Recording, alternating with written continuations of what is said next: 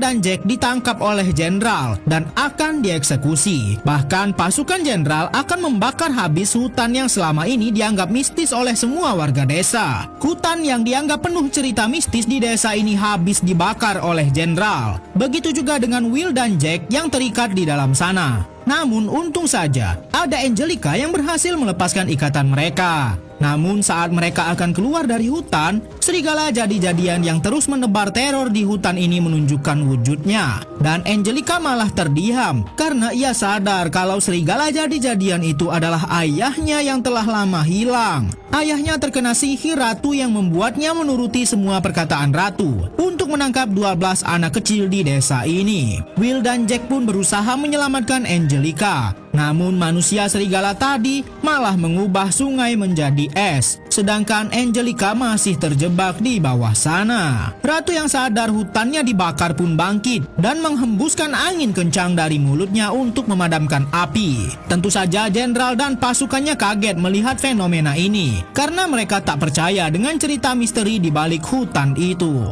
Manusia serigala tadi pun ternyata berhasil menangkap Angelica untuk dijadikan persembahan kepada sang ratu. Ia tak sadar lagi kalau Angelica adalah anaknya sendiri. Manusia serigala ini pun menghadap sang ratu untuk menyampaikan persembahan terakhirnya. Will dan Jack berusaha mengeluarkan Angelica, namun peti itu sangat sulit dibuka. Namun saat Will dan Jack berusaha menghentikan ratu, jenderal datang lagi dan menyerang mereka. Tentu saja kali ini Jack tidak akan tinggal diam dan pasrah, sebab ada Angelica yang harus diselamatkan. Setelah berhasil menghentikan sang jenderal, Will dan Jack langsung berusaha naik ke kastil sang ratu yang sudah melakukan ritual kebangkitannya. Namun mereka mendapat masalah karena tubuh Will sudah dikendalikan oleh sang ratu, sehingga mereka malah saling menyerang satu sama lain. Ia pun perlahan tampak muda kembali setelah menjadikan para wanita yang diculiknya persembahan. Will pun semakin kehilangan kesadarannya dan akan dimangsa oleh sang ratu. Namun Jack sadar kalau cermin inilah yang menjadi kunci sihir sang ratu. Dan ternyata benar, setelah cermin dipecahkan, wajah sang ratu ikut retak bagaikan cermin yang pecah berkeping-keping.